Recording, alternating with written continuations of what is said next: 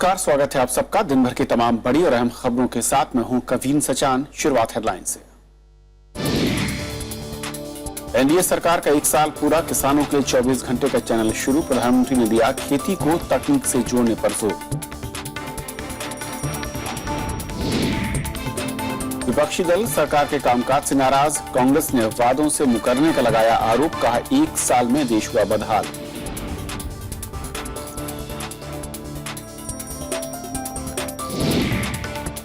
दिल्ली विधानसभा का विशेष सत्र। उप मुख्यमंत्री मनीष सिसोदिया ने केंद्र की अधिसूचना पर रखा चर्चा का प्रस्ताव। उपराज्यपाल से मिले केजरीवाल।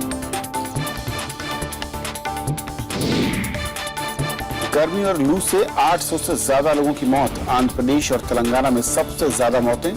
तय समय पर ही दस्तक देगा मानसून। और स्विस बैंक में 5 और भारतीय खाताधारकों के नाम उजागर। स्विट्जरलैंड सरकार ने 30 दिन के अंदर मांगा जवाब। भारत को मिल सकती है जानकारी।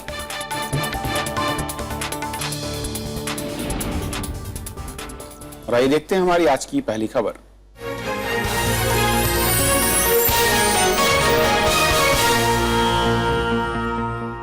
केंद्र सरकार की अधिसूचना के खिलाफ दिल्ली विधानसभा का 2 दिन का विशेष सत्र आज शुरू हुआ। हंगामे के बीच आम आदमी पार्टी के विधायकों ने केंद्र सरकार से अधिसूचना वापस लेने की मांग की। इससे पहले मुख्यमंत्री अरविंद केजरीवाल उपराज्यपाल नजीब जंग से मिले और एसीबी मामले पर दिल्ली हाईकोर्ट के फैसले पर चर्चा की। दिल्ली विधानसभा का मंगलवार को विशेष सत्र शुरू हुआ तो उप मुख्यमंत्री मनीष सिसोदिया ने नियम 107 के तहत गृह मंत्रालय के 21 मई को जारी अधिसूचना पर चर्चा का प्रस्ताव रखा। चर्चा के दौरान आम आदमी पार्टी के विधायकों ने इस अधिसूचना को गैर कानूनी करार दिया। विधायक आदर्श शास्त्री ने कहा कि उपराज्यपाल के खिलाफ महाभियोग चलाने का अधिकार विधानसभा के पास होना चाहिए। मैंने ये मांग की है कि ये असेंबली ये रेजोल्यूशन पास करे कि पार्लियामेंट को ये बोला जाए कि कॉन्स्टिट्यूशन के सेक्शन 155, 156 को अमेंड किया जाए, जिससे कि हर स्टेट लेजिस्लेचर में पावर हो कि गवर्नर को इम्पीच किया जाए, जिससे कि दिल्ली विधानसभा के तहत जरूरत पड़ने पे लेफ्टिनेंट गवर्नर को इम्पीच करने की प्रोसीडिंग की जा सके। चर्चा के दौरान उपराज्यपाल नजीब जंग के खिलाफ आम आदमी पार्टी की विधायक अलका लांबा की टिप्पणी का विपक्षी पार्टी बीजेपी ने विरोध किया, जिसके बाद पार्टी के विधायक ओम प्रकाश शर्मा को मार्शलों की मदद से सदन से बाहर कर दिया गया। सदन के अंदर लोग असंसदीय भाषा का प्रयोग कर रहे हैं गवर्नर के, मोदी जी के और लोगों के खिलाफ। दिल्ली की विधानसभा पहुंचने से पहले मुख्यमंत्री अरविंद केजरीवाल और उप मुख्यमंत्री मनीष सिसोदिया ने उपराज्यपाल नजीब जंग से मुलाकात की।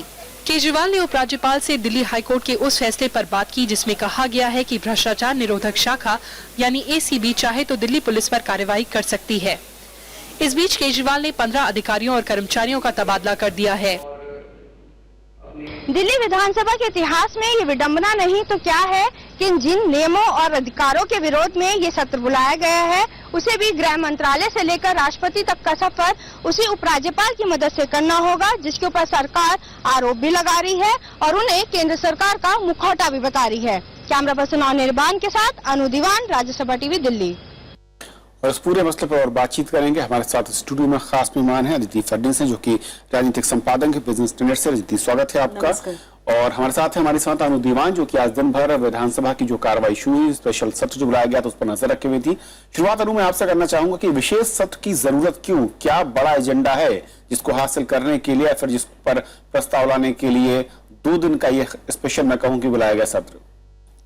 जी बिल्कुल कविंद्र, दिल्ली आम आदमी पार्टी सरकार ने ये 2 दिन का जो विशेष सत्र बुलाया है उसका खास पर्पस ये है कि जो resolution MHA ministry of home affairs ने दिल्ली सरकार को भेजा है, उसके खिलाफ सरकार जो है एक प्रस्ताव लाना चाहती है कि इस नोटिफिकेशन को गैर कानूनी करार दिया जाए, इसको बर्खास्त किया जाए। सरकार सभी मंत्रियों को इस विधानसभा सत्र के जरिए सरकार जो है इसको विधानसभा में ही पास कराकर आगे भेजना चाहती है कि किसी तरह सरकार का जो पक्ष है, सरकार चाहती है कि इसके ऊपर एलजी को जो अधिकार दिए हैं वो अधिकार सरकार के पास आ जाए, जिसकी वजह से विधानसभा के अंदर जाकर सरकार चाहती है कि वो एक प्रस्ताव को पास करे।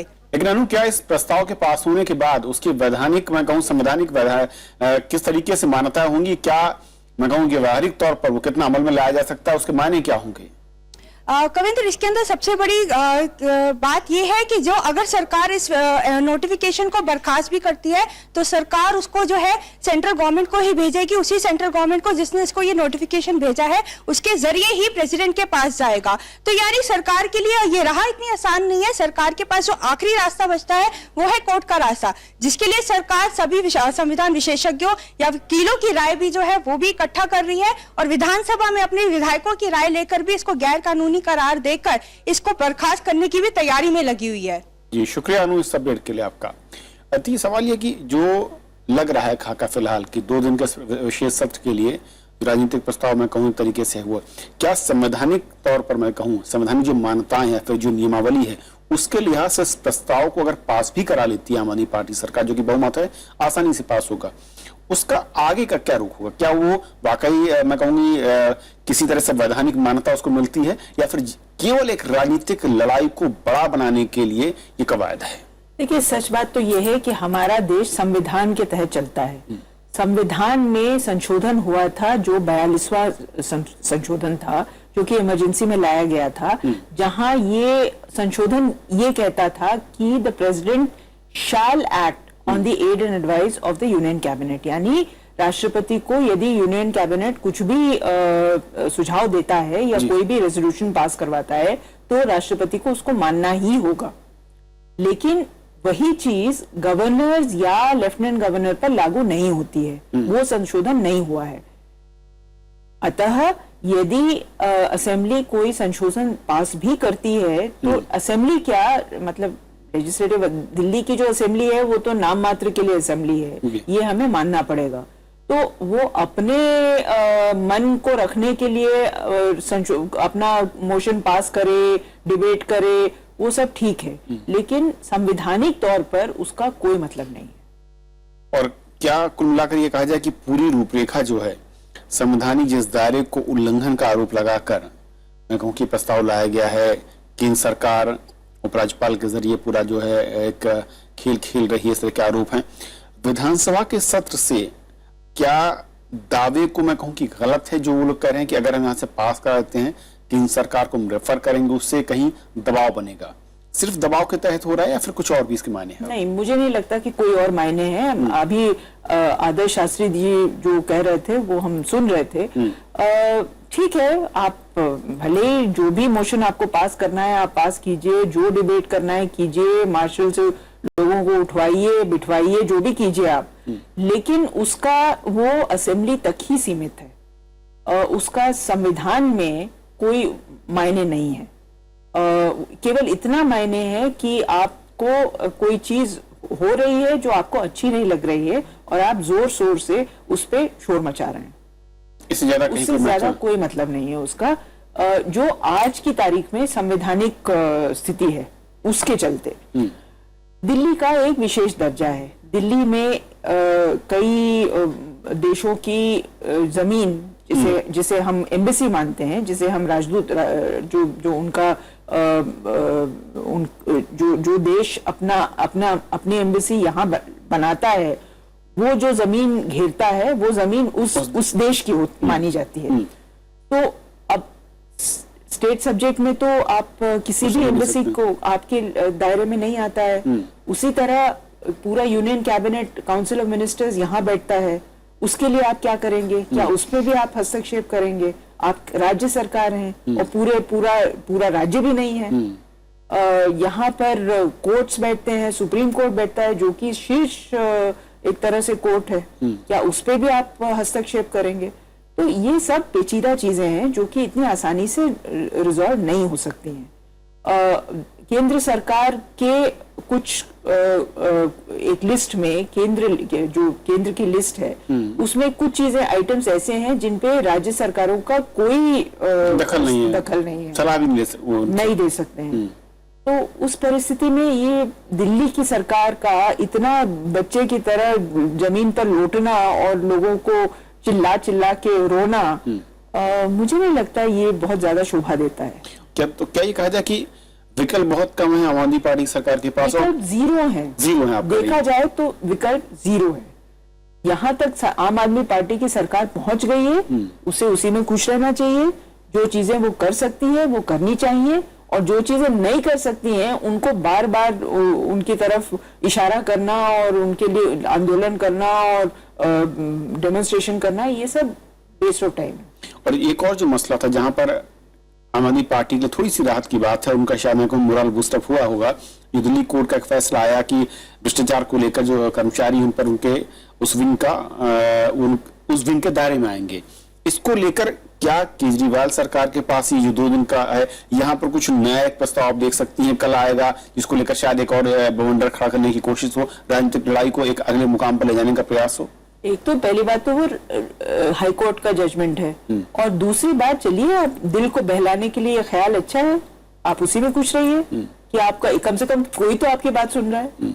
एसीबी को आप अरेस्ट करने का आपके हाथ में वो चीज है, तो जितना है उसको ठीक से करने के बजाय आप और मांगे और कहें कि हमको ये भी दो, वो भी दो, ये भी दो, वो भी दो, और जब तक ये नहीं दोगे तब तक हम कुछ नहीं करेंगे। तो मेरे ख्याल से ये तो अच्छा रवैया नहीं है किसी भी सरकार के लिए। एक आखिरी सवाल देती कि जिस तरीके से पिछले में इससे पहले की सरकारों को देखें, खासतौर पर कांग्रेस की सरकार लंबे अरसे तक रही है, 3 टर्म पूरे किए, क्या इस तरह की लड़ाई का रास्ता उन्होंने अख्तियार नहीं किया या इस तरह के हालात नहीं बने? अब ये तो कहना बड़ा मुश्किल है कि हालात नहीं बने या अख्तियार नहीं किया। अब अगर आप देखें तो किसी ने हमको एक किस्सा सुनाया था, वो बड़ा ही रोचक किस्सा है कि एक मुख्यमंत्री थे दिल्ली के, तो उन्होंने अपनी चीफ सेक्रेटरी से कहा, उनको बुलाया, उन्होंने कहा कि मैं ये करना चाहता हूँ, तो चीफ सेक्रेटरी ने कहा सर ये आपका पावर में नहीं है। तो फिर दूसरी बात कही, वो भी नहीं है। तो तीसरी बात कही, नहीं सर आप वो भी नहीं कर सकते हैं क्योंकि आपका वो केंद्र का वहां पर दखल है। तो फिर मुख्यमंत्री ने कहा कि देखो तुम ऐसा करो, मेरे लिए खुरपी ले आओ, मैं बाहर, तो उसने चीफ सेक्रेटरी ने कहा कि खुरपी का क्या करेंगे आप? बोले मैं बाहर जाके घास छीलूंगा क्योंकि आपके हिसाब से तो सिर्फ वही कर सकता हूँ मैं। तो पूरी तरह से अधिकारों की जंग को नया रूप देते हुए दिख रही है आम आदमी सरकार। दीदी बहुत बहुत शुक्रिया आपका, और देखना होगा कि 2 दिन का जो स्पेशल सत्र बुलाया गया है इसमें सरकार किस तरीके से जो प्रस्ताव है उनको आगे ले आती है और उसकी वैधानिक मान्यता कितनी होती है। बहुत बहुत शुक्रिया आपका। तो पहली खबर फिलहाल इतना ही, वक्त ब्रेक का है, ब्रेक के बाद दिन भर की दूसरी खबर।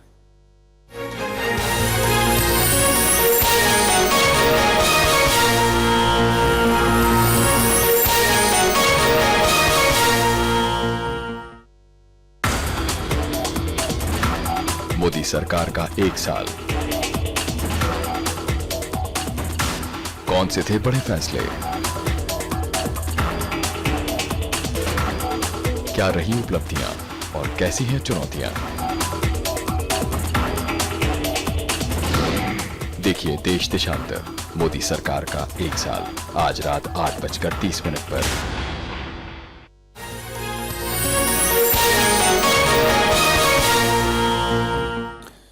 प्रधानमंत्री नरेंद्र मोदी ने 1 साल में किए गए कामों का आज ब्यौरा दिया। देश के नाम खुली चिट्ठी में उन्होंने अर्थव्यवस्था में सुधार और गरीबों के फायदे के लिए उठाए गए कदमों की भी जानकारी दी।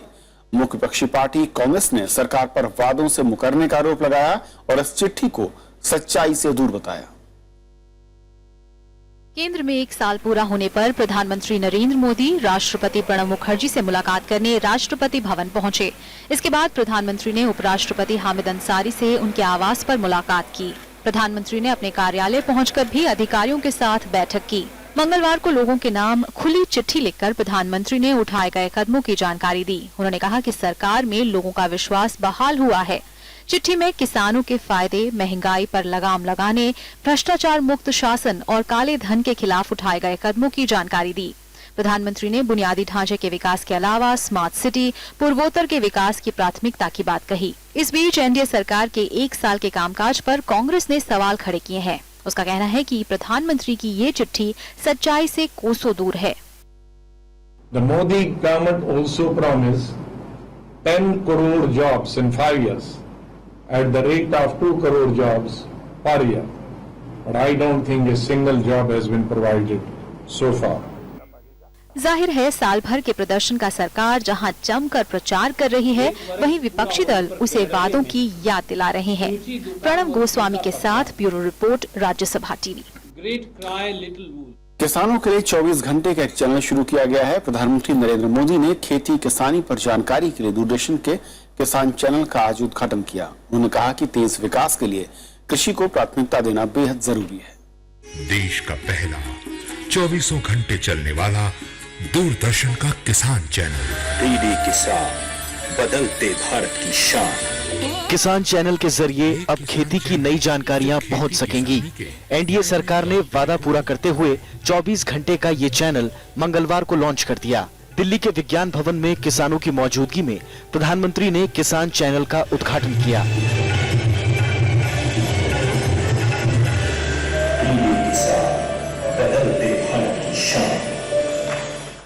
प्रधानमंत्री ने कहा कि देश को आगे ले जाने के लिए गांव की तरक्की जरूरी है। ये बात हमें मान करके चलना पड़ेगा कि हमारे देश को आगे ले जाना है तो हमारे देश के गांवों को आगे ले जाना ही पड़ेगा।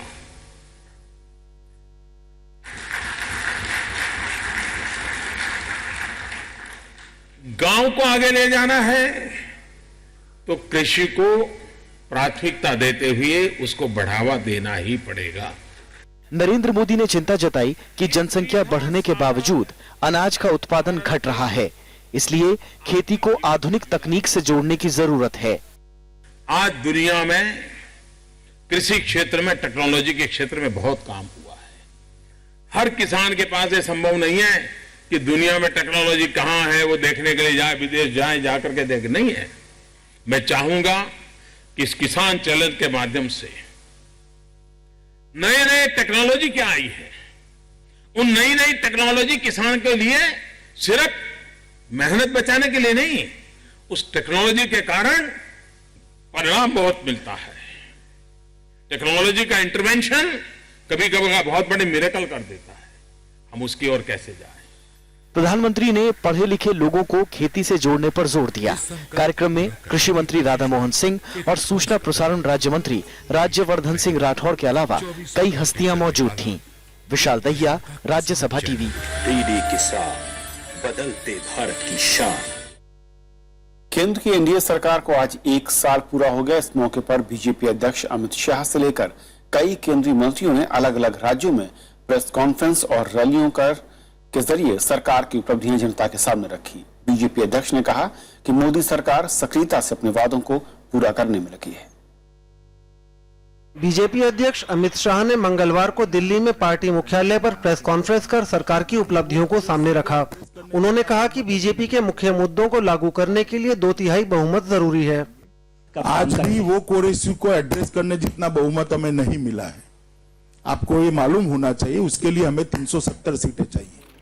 अमित शाह ने हरियाणा के करनाल में एक रैली भी की। उन्होंने काले धन पर विपक्ष की आलोचनाओं को दरकिनार करते हुए कहा कि विदेशों में जमा धन लाने की प्रक्रिया एनडीए सरकार ने ही शुरू की है।